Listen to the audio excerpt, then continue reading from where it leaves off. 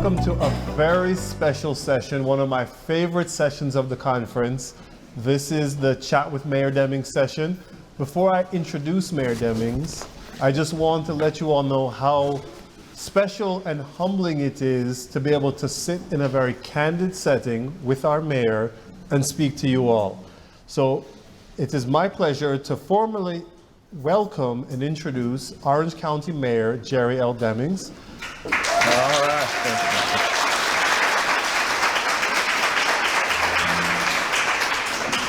Mayor Demings is a native son of Orlando. He was sworn in as mayor in December 2018 as the 5th elected mayor of Orange County and re-elected in 2022.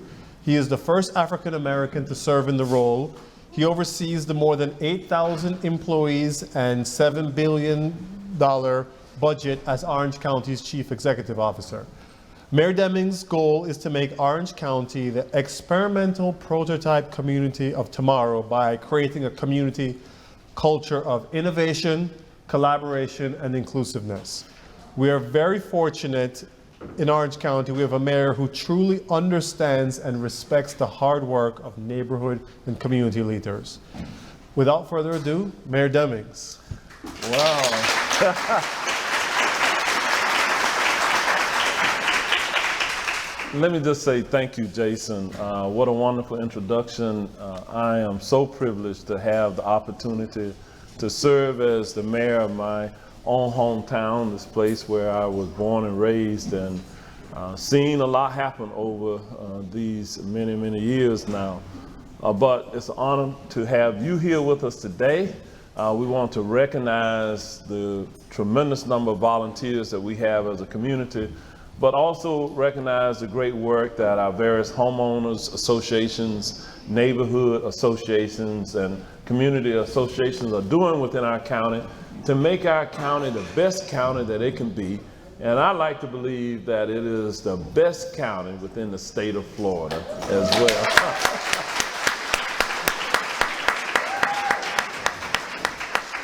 So a little bit about how we'll flow. So we will have some discussion with Mayor Demings, and then of course we're going to open it up for questions. Ms. Shirlitha, when the questions will open up, she'll have a microphone.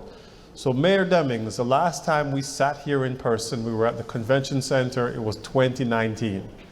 We've been through a pandemic, we've been through devastating hurricane, community has been through a lot. And if all of that happened in your first 4 years, your first term as mayor, how would you sum up your first term as Orange County mayor? Well, I'm glad you asked.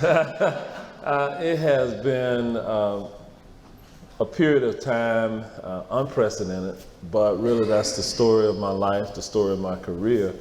I'm in my 43rd year of public service, believe it or not. I know it's hard to believe because I still tell people I'm in my 40s, but in either case, a lot has happened. You know, over these 43 years, I have been involved in situations involving life or death situation, many of them over the decades of service as a law enforcement officer. I've been involved in some shooting incidents. I've been involved in a terror attack, the Pulse nightclub incident. I was chief of police in Orlando during the events of 9/11. Numerous storms that we've had to deal with, and now I get to add and leading through a pandemic. So I'm a crisis manager, and that's what I do because we do have a experienced staff of Orange County employees. There's really not a situation that we together cannot handle or deal with. We do that by making certain that we're well prepared. Part of what we're doing today is all about preparation. We want to remind you about some of the things that you can do to help keep yourself safe and keep your loved ones and your communities safe as well. When we intertwine the work that we do into the moral fabric of a community, we're stronger as a community when we come together. Unfortunately, through life, there's going to be some unraveling of that intertwinement that happens sometimes. When bad things happen in our community, it tugs at the moral fiber of our community. And if we're not careful, if we work against one another, regardless of what political party you may be in, when we work against one another, it can divide us. Then we get ripped apart. And so what we should be doing is working continuously to work together collaboratively. And that's the style of leadership that I have, is to involve the community directly in the decision making that as the elected mayor of our county, I get to make some decisions sometimes on behalf of our citizens, but we never do that without that citizen input. So I look forward to hearing from you today, and I say to all of you, keep praying for America. We are the United States of America. One nation, under God, indivisible, with liberty and justice for all. If we truly believe that, there is nothing that we cannot do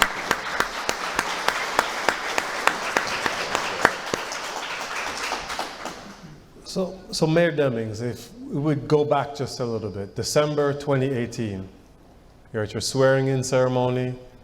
Seems like record crowds. That was the place to be that Tuesday at the convention center. If you could go back then, knowing what you know now, what would you have told yourself?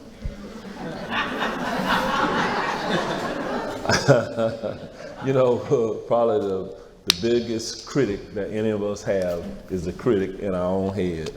And so what I might have told myself back then, are you sure that you want to do this? But in all seriousness, what I said to myself on that day and what I say to myself now is that the way I've lived my life, there's nothing that I'm doing now or have done in the past that I didn't do without having the blessing of the God that I serve. And so because of that, I truly believe that there's nothing too big that I've been asked to do because of that fundamental belief that I have, because of a praying mother and a grandmother and a father who went to work every day in blue-collar jobs in this community. I never forget that I had the privilege to sit where I sit today, to stand where I stand today, because I'm truly standing on the shoulders of so many other people. I believe that in life sometimes we drink from wells that we did not dig. And so because of the struggle of some people before me, I have this wonderful privilege to be of service to all of you. My family is one of service, and I have come to the realization that without a good family support system, a wonderful wife, children, and siblings, and others who support me, they're the ones that lift me up every day. They get to see me when I go home after working, long hours sometimes. When I go home, I go to that family. And so I never forget our family. I believe that if we make our community a better place for my family, we also make it a better place for your family. And so that's kind of who I am. I'm very transparent with my style of leadership. We don't always get it right. Sometimes we mess up. But that's the human experience, right? I don't know any of us who's perfect. But what you will get, what I encourage our team, our wonderful team of county employees to do, is to think about the other person. There are 3 questions I always ask when we deliver service. I can probably ask some of our staff members what are those 3 questions. But the number 1 question I always ask is, how would this benefit the people that we serve? Number 1. Number 2, what is it going to cost to save us if we do this? Because it has a cost. We're not like the federal government. Even though we have a nearly $7 billion budget, we cannot spend 1 dime more than what we take in. And so we have to balance the budget. The 3rd question I always ask is, how will it impact the employees that I'm responsible for? How will it benefit the public that we serve? What will it cost to save? How will it impact the employees that I'm entrusted to lead? Those 3 questions. And so if you apply that to your own situation in life, you know, after all the rent that we pay for living on planet Earth is service to others, right?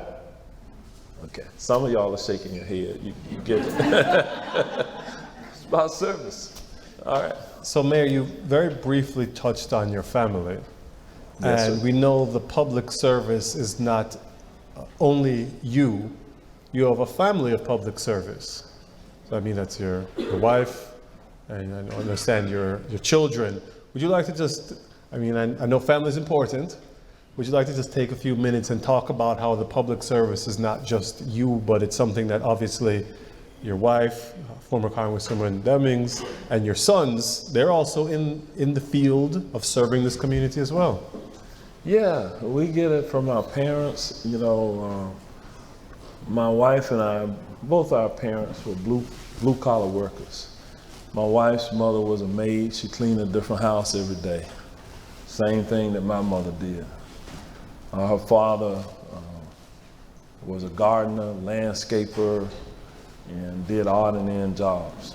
My father drove a taxi cab for a living and lived to be 100+ years old. He passed earlier this year. We buried him in February. But I bring up my parents because my parents weren't well educated. They didn't have the kind of jobs, they didn't make the kind of money I made, but they gave back. They made sure that their children went to church. They made sure that my brother and I were in the Boy Scouts. They made certain that we gave back to our community. So we pay it forward. So yes, my wife was, so far, she's the first and only woman to have been chief of police in Orlando. Went on to the United States House of Representatives and served for 3 terms there, and now she continues her work through public speaking, really all over the country, all over the world. It requires her to travel, but she's trying to make a difference in the world around us. We have 3 sons, set of twins, and our youngest son. One twin is an Orange County firefighter. He's a battalion chief with Orange County. The youngest son is a firefighter, EMT with Orange County. And the 3rd son, the 2nd twin, he's a businessman here in town. And all of them volunteer to serve on different boards for nonprofit organizations. They coach in Pop Warner football and some other things because we try to model the behavior that we want them to be involved in. You know, we volunteered, we were coaches, and to this day, several times a week, I'm somewhere, and a young boy or girl, or sometimes they're adults with their own children now, they'll come up and they will call me coach. So while I've had a lot of professional titles over the years, my favorite title of all of them is Papa. Because as a grandfather with 5 grandchildren, 4 girls, 1 boy. That's my favorite title. The second one is coach. When people that we had opportunity to touch their lives, they remember that and they talk about that to all of us. And so yes, we're a family of service, a family that gives back into our community. Like yours, probably you all wouldn't be here today if you didn't really firmly believe that, because you could have been somewhere else. You could have been about to watch the Florida State Seminoles kick off at noon. I'm a graduate of Florida State University, so I'll get to watch the game later. Any University of Florida fans in here? Okay. Go Gators! There's some Gators in here. University of Miami. How about our hometown, the University of Central Florida? All right, go Knights! Charge on.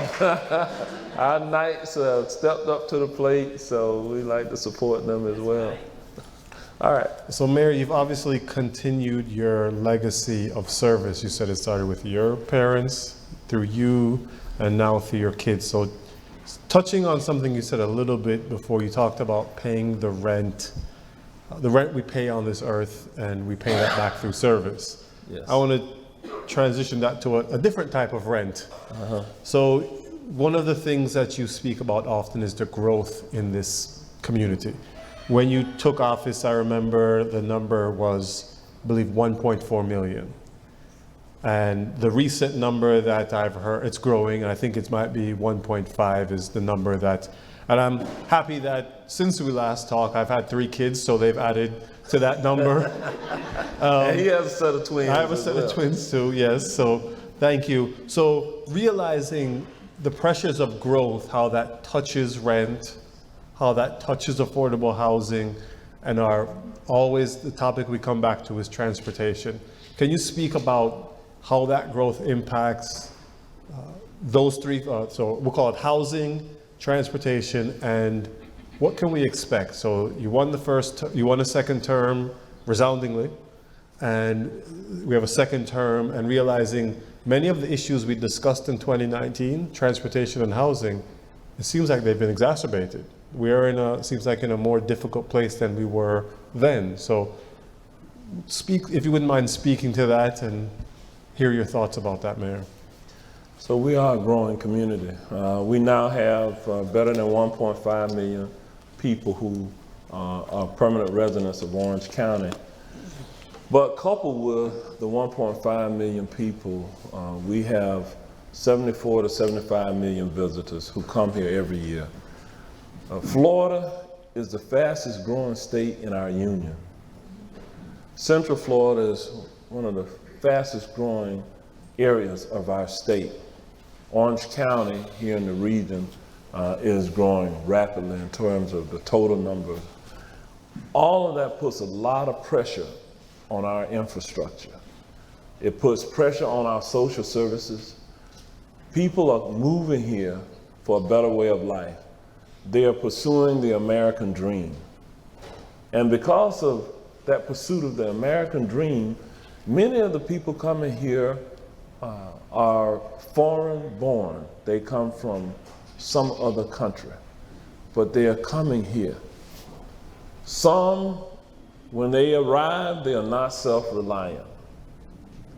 They need services. They need a hand up. Some who come here are professionals who immediately are able to assimilate into our population. When we look at the jobs that we have, yes, tourism is the #1 industry for Florida. It's the #1 industry here. Tourism for our region translates into an $87.6 billion annual industry. Some of those jobs are low-wage jobs. Some of them are middle-wage jobs. Some of those jobs are high-wage jobs. There are people who work in that tourism industry who make 7 figures, not 6, 7 figures. We need every one of those jobs. I will tell you, because there's somebody who needs that job. But what we should be doing is creating pathways to be able to move up through having a good educational system, through having a good vocational system where people can learn skills to do jobs. Manufacturing jobs are changing because of the technology that is available today. So we have got to do a better job of educating our young people from the cradle on up to be able to do the jobs of the future. It has been said that a child who begins kindergarten today, by the time they complete high school, that 12-year or so journey, 80% of the jobs that will be available when they graduate from high school did not exist when they entered kindergarten.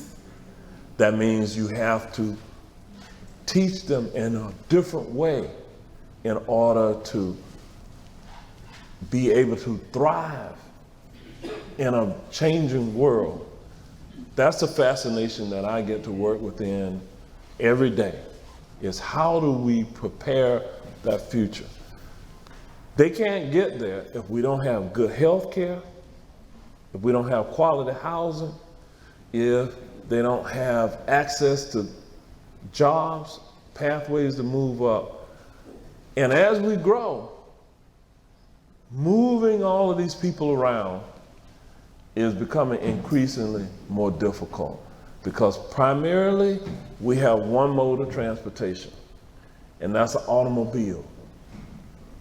If we keep relying on just building roadways, we're going to infringe on environmental lands. We're not going to be able to do a good job of preserving God's green earth. So we do have to look for multimodal solutions to moving all of these people around. The ones who are moving here, the ones who are passing through here. Because we're in the central part of the state, so infrastructure, our infrastructure has fallen behind. We estimated in 2020 that we had a $21 billion need to upgrade our transportation system to better move people around.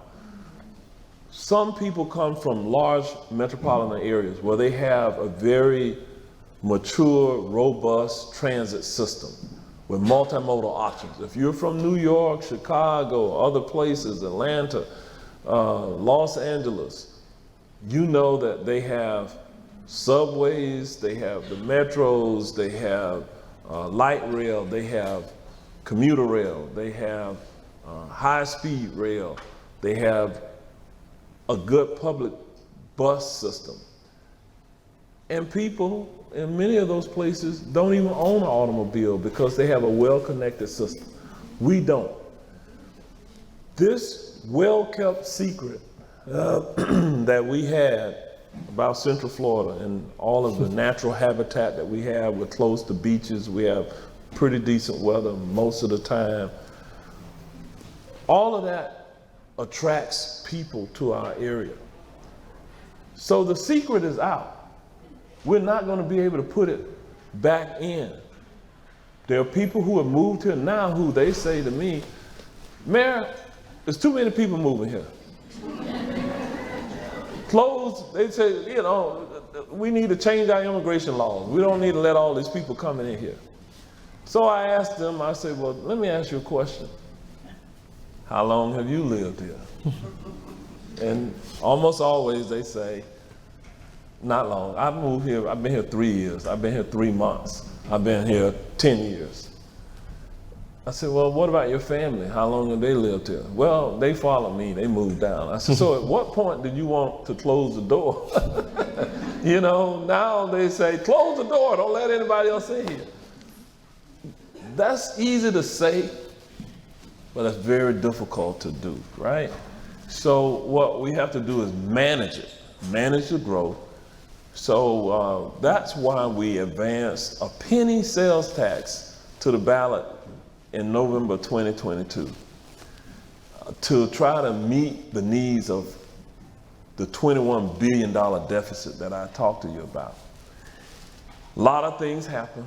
Rent payments went through the roof, inflation was up, gas prices were up, and all of that happened kind of subsequent to us making the decision to advance it to the ballot.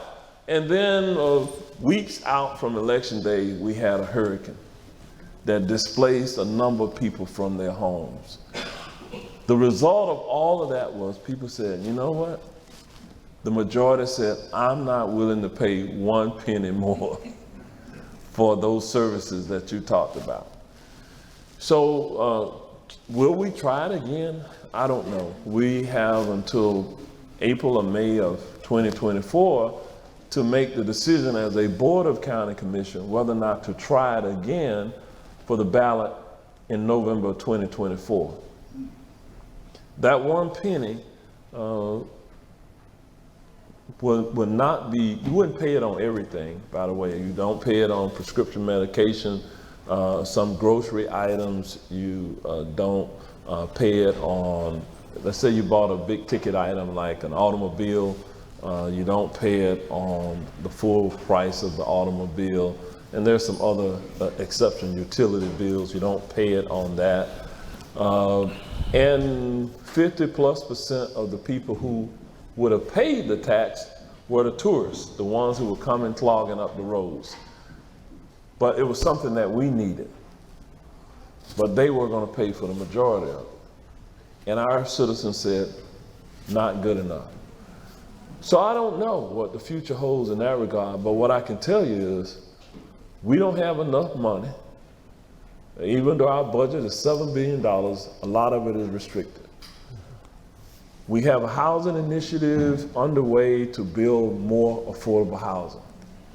The experts are telling us we cannot build enough housing fast enough to accommodate all of the people moving in at a reasonable price. So we're going to have to look at some things differently. We've changed our regulatory processes to allow for accessory dwelling units. That's like the granny flats, that might garage type apartments on your property. We're looking at high density. We're looking at doing some things with tiny home communities to help house those who are homeless. We're looking at all of those things. All of those things have a cost associated with it. So our budget is being stretched tremendously. So it's a matter of priorities, where we're going to spend the dollars, and that's what we work with every day. So long way to answer Jason's question, but I wanted you to kind of hear how we got to where we are, why we have the pressures that we have, who are the people who are struggling. They're perhaps people you know. They may be some of your family members who are struggling. But this county government, and I will say the Board of County Commissioners that we have today, they are a very compassionate, caring board that's trying to make the best of what we do. We may have to change some priorities in order to better address the issues, and we're willing to do that on your behalf. All right.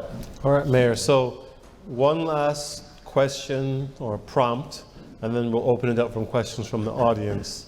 So I had you look back to December 2018. So we're going forward to January 2027. You're no longer the mayor, and there's a new mayor, and you are reflecting on your 8 years of mayor. If you could say, all right, what would I be wanting? What would I have done? How would I have moved the needle? How would I have changed this community? Or essentially summarizing your 8 years. So really, you're not quite there yet. You have 3 years to do it, but wondering what you would think about that. So today we have term limits. I cannot be mayor today for more than 2 consecutive 4-year terms or 8 years. Every 4 years, we look at the county charter, which is like the county constitution, and there's a group looking at that now. Some of them think that we should expand the terms to more than 2 4-year terms.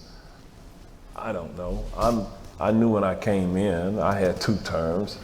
But when I'm done, I will look back. We created Orange County's first housing trust fund, where we said that over a 10-year period of time, we would put $160 million into that trust fund. We would leverage those dollars against private sector investment and philanthropic sector investments to build more affordable and workforce housing. That is being done. It was the first ever. And so I will look back and say, did we move the needle? We did. With that fund, we are projected to build over 30,000 affordable and attainable housing units within Orange County over a 10-year period of time. We created the fund in 2019. That fund will outlive me. In terms of protecting God's green earth, Orange County created a sustainability plan that we said over 10 years we would take $100 million and hopefully purchase as much as 23,000 additional acres of preservation lands. Almost every Board of County Commission meeting now, we're buying land that will be preserved in perpetuity. Wetlands and other lands we are acquiring, taking care of God's green earth. Right now, we have underway transportation because of growth challenges. I explained that to you already. Because the penny sales tax didn't pass, we have committed $100 million over 5 years to enhance the services provided by the Lynx bus system and to improve the lighting and pedestrian and bicycle safety features along the county's roadways. You're going to see additional bus shelters being built. We have people who depend on the public bus system as their primary mode of transportation, who have to wait on the bus in the cold, the heat, the rain, and there's no shelter where they wait. But we're going to build more shelters around. Then from a health and wellness perspective, we see a growing number of homeless people in our community. Many of those individuals are mentally ill, they have behavioral disorders, they have substance abuse problems, or they have co-occurring. They're mentally ill and they use drugs. They're mentally ill and they're alcoholic. Well, we impanel a task force of individuals to review our system of care. That group in January 2021 produced a report that said that we had a $49 million annual gap in funding to meet the needs of our homeless and mentally ill and substance abuse community. What did we do? I went to the private sector, went to our hospitals, we looked within our budget. Orange County, for the second year in a row, has allocated an additional $10 million of your money to deal with and provide services to the mentally ill. Our hospitals have stepped up to the plate. There are some, under Florida law and federal law, they could create some special taxing districts around where our hospitals are located. The hospitals are taxing themselves additional money. By doing so, it makes them eligible to receive federal matching dollars to help fill the gap created by the uninsured, those who don't have health insurance, or the underinsured, those who have some but not enough. So we're moving the needle in that space. These are things that you may not see every day. But when I came into office, I promised the people we were going to address transportation, we were going to address housing, we were going to address homelessness. Per capita, Orange County provides more services to the homeless than any other county in our region. Still not enough, because it's a growing challenge because people are coming in. The waiting list to get in public housing, the Orlando Housing Authority executive director tells me there's over 8,000 people on that waiting list. And they've been waiting, some of them for years. So there's a lot of change that has to happen through leadership. I'm excited about the fact that in the state of Florida, going back to 1976 or 77, we changed the Constitution in Florida to essentially say that we created something called the Sadowski Trust Fund, where on every real estate transaction, there's a fee that is charged that goes into the state fund to address affordable housing. So that, going back that 46, 47 years or so ago, the people, the electorate of Florida said, we want to charge us on these real estate transactions, put money into this fund to address affordable housing across the state. Well, for decades, the Florida legislature created the rules and the laws, and they swept the money. They didn't use it for affordable housing. They used it for other purposes that had nothing to do with affordable housing. But in the legislative session this year in 2023, the legislature passed a bill to take the Sadowski Trust Fund monies and to utilize a substantial portion of it, some 500 million of it, to address affordable housing throughout the state. So through our housing grants and other dollars that are available through the state, we're going to try to tap into that money, and for the first time in many years, the money is largely going to be used for what the people of Florida said it would be used for. And sometimes referred to now as the Live Local Act, and how that money can be used. So that's, when I look back, I will look at those types of things. The TDT, the Tourist Development Tax, is up for discussion right now about how we will expend those dollars. We impaneled a task force. The task force made recommendations, and I said in the beginning, whatever the task force recommended, I was willing to live with, and I am. There's some people say, ignore what the task force recommended and don't do that, do this, but those volunteer citizens, I'm going to honor what they said, what they recommended.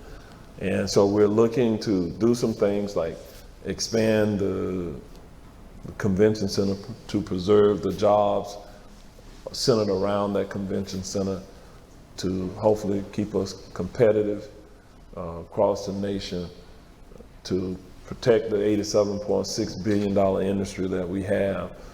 But simultaneously, what I'm saying to you is, some people say you need to use that money for affordable housing.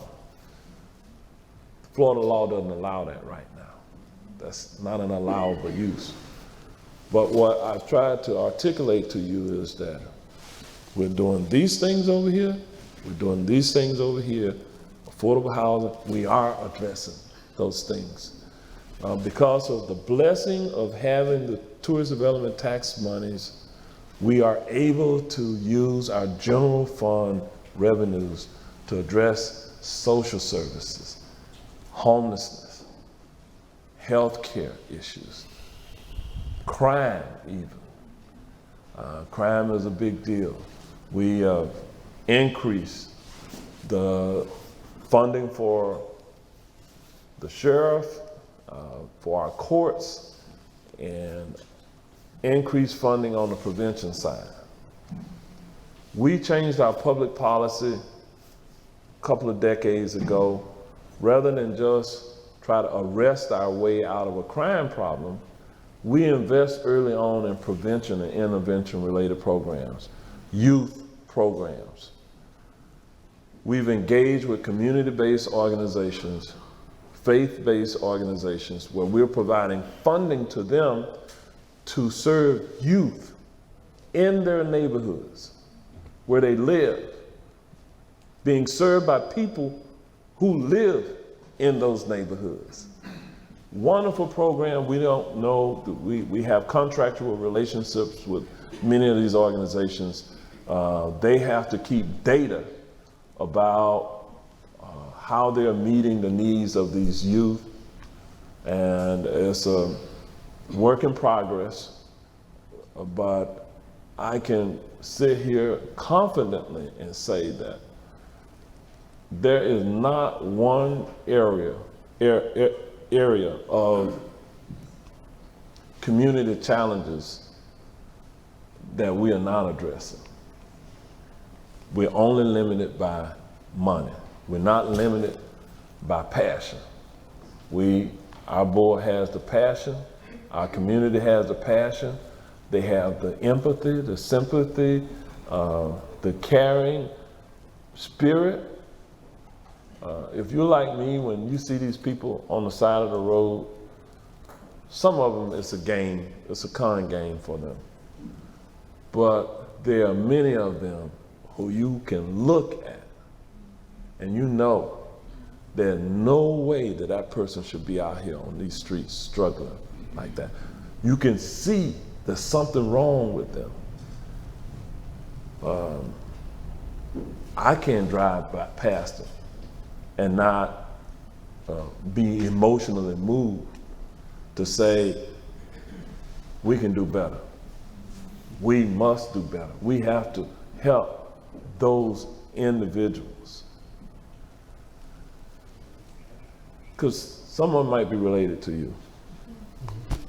I say that because some of them are related to me. And they got some issues.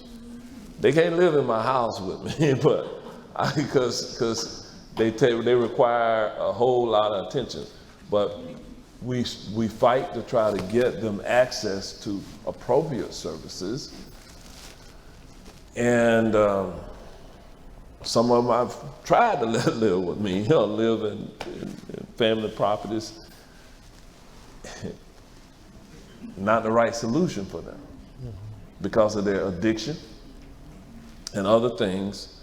And, from being on the streets, as a cop, street cop for a lot of years, I know what I know about this stuff.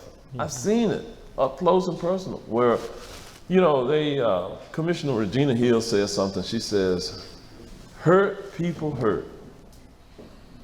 And she's absolutely right. Those people who are out on the streets, some of them got some problems that works against themselves and the good of other people. I can hear you all are listening closely because you're silent. You're thinking about what I'm saying to you. Okay, how do we address it? Are we addressing it? The takeaway that I want you to have is we do care. and we are addressing it.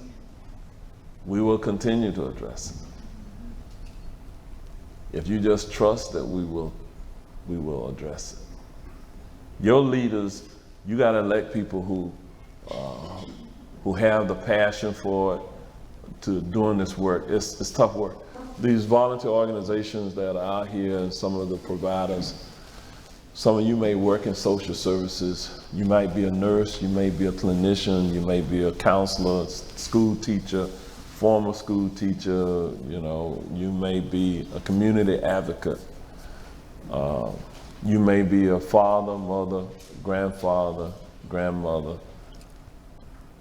You may be a sister, brother who have a family member that struggles.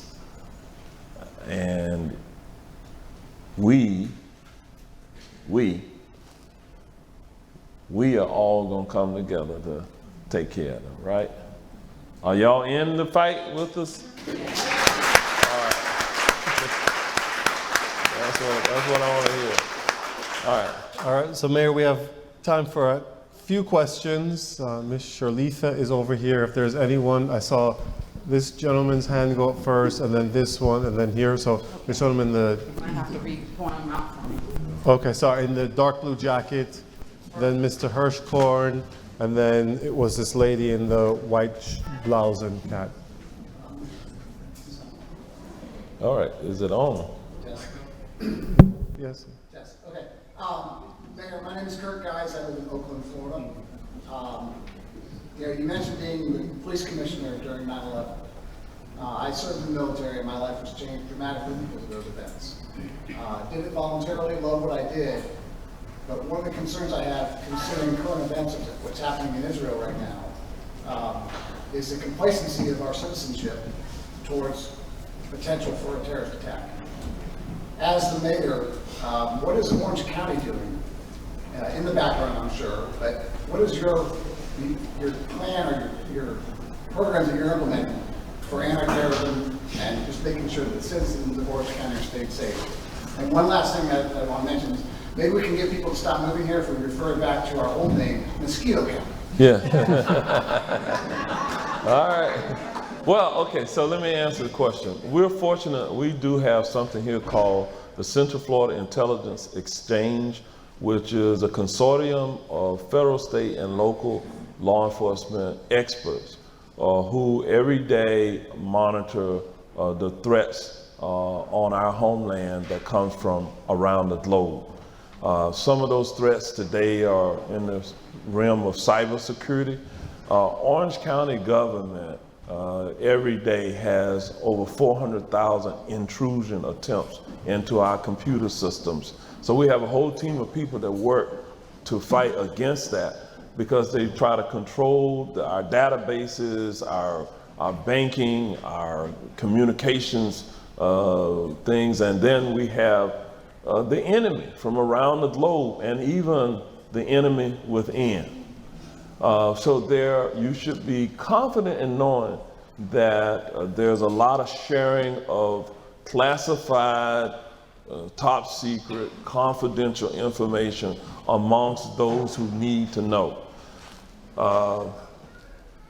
Not every community in Florida, there's only 5 intelligence exchange groups within our state, and we have one here.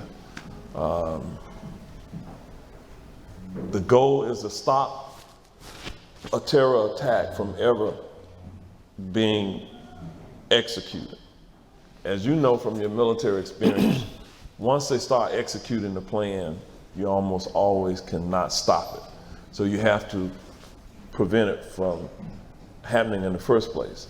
So from a local government perspective, we have to be aware, and fortunate for me, because of my law enforcement career, I still do, the Department of Justice allows me to maintain my top secret security clearance. There's never been a mayor in Orange County before me that had that opportunity. So I get briefed on a need-to-know basis about certain things through the funding of our law enforcement agencies to make certain that they have the technology that they need the data sharing they need, the relationships that they need, hopefully we will be on the leading edge of preventing something from happening. I continue to volunteer my service through federal appointments to work within this space. We do work across jurisdictional authorities, militaries under the Department of Defense, Department of Justice, Department of Homeland Security. We have boots on the ground here who work every day to hopefully thwart any kind of terror attack. They are assembling here, they are assimilating here amongst us. As it relates to what is happening in Israel, you know, there's conflict. The wars around the world today, people are at war primarily for one or two reasons. Differences in either religious ideology or political ideology, or both. The war in Israel, Hamas, is one that is, the genesis is centuries old, based on those religious differences. As Americans, we have to stand against anyone that is involved in oppressive behavior, involved in activities that will invoke terror in the civilian population thereof, that invokes death or serious injury to individuals, especially in a civilian population. I say that's evil. We have to stand against evil. Not picking or choosing sides here, but anyone who attacks a civilian population, that means a population that cannot defend itself, in my humble opinion, that is wrong. That cannot be tolerated. It'd be no different than on American soil. If some entity, some terror group from somewhere else was attacking all of us as civilians, not on a battlefield in war, but civilians, killing civilians. You cannot allow that. That invokes fear in a lot of people.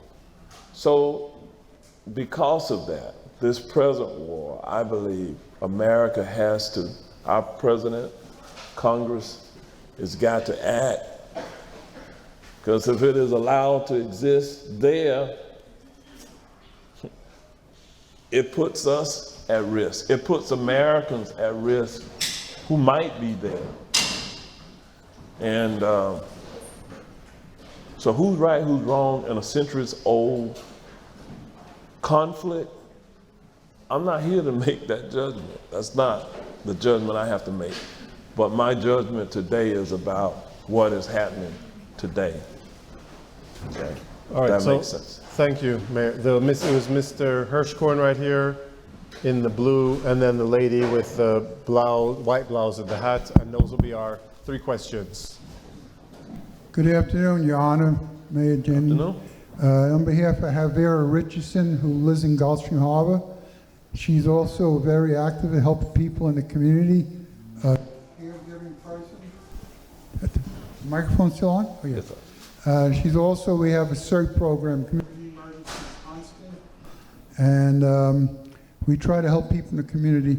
As you know, I'm a survivor of the World Trade Center 9/11, and like you said, public servant, we still doing our stuff. are still doing outreach. And that's what we have to do to help the people in the community. And I want to thank you for coming visiting Gulfstream Harbor. And as you know, I got appointed Director at Large for the Federation of Manufacturing for the state of Florida. I'm still going to help people. But again, thank you so much. And I want to thank Commissioner Rebay for great support too. Thank you. All right, so one of the things he pointed out is we have these CERT teams, volunteer citizens who work if there's a disaster of various types. It could be a natural disaster. They are pre-trained. They have supplies and equipment to be able to provide assistance to those who are in immediate need because of some crisis. It could be a hurricane, it could be a tornado, it could be some other situation. Until the authorities, the officials can get there, they fill that gap to assist individuals. And sometimes even in the recovery efforts, they're there with saws and everything else to get the roads opened up. They may cut down trees and do various other things, but they are trained to be able to do what they do. So thank you for, he was associated with the FD in New York, the fire department in New York. And as you heard him say, he's a survivor of 9/11, attack that killed over 3,000 people and numerous others who now suffer with related illnesses from being exposed to the chemicals and everything else on that day, the airborne chemicals. And so thank you. All right, Charlize, our last question is the lady in the white blouse, hat on.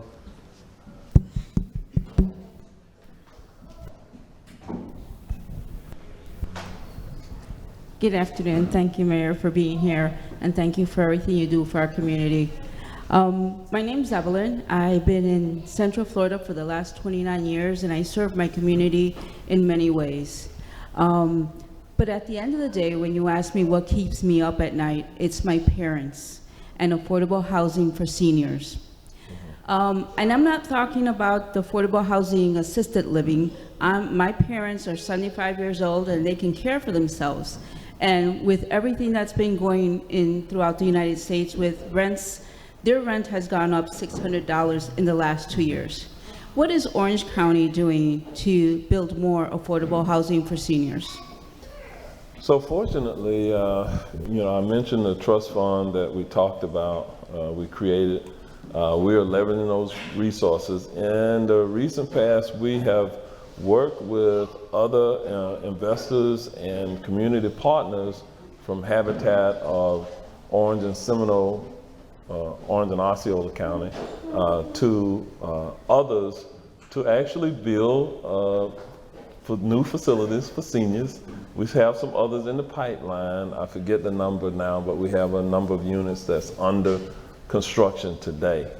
We also, through the federal HUD dollars, we have been awarded $219 million, but the federal process requires us to go out and do community engagement and get input from the community and then develop the plan of action.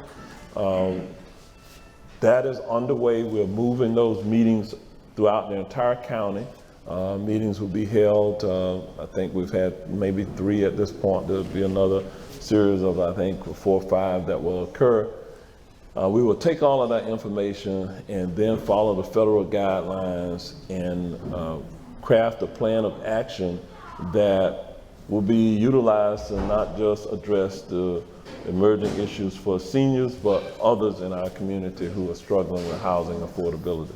So our Housing for All plan is up on our website. You can go there and you can look at the details centered around it, as well as some of these other plans that we have. So Thank you, Mayor Demings. I just want to really let everyone know just how important and special it is. Not very many elected officials will sit here in a very vulnerable state and speak and answer questions. There are no notes. There's no, I mean, he has staff here, but they're not supporting him. So I just want to, Mayor Demings, thank you. And if we could give him a round of applause for being here this afternoon.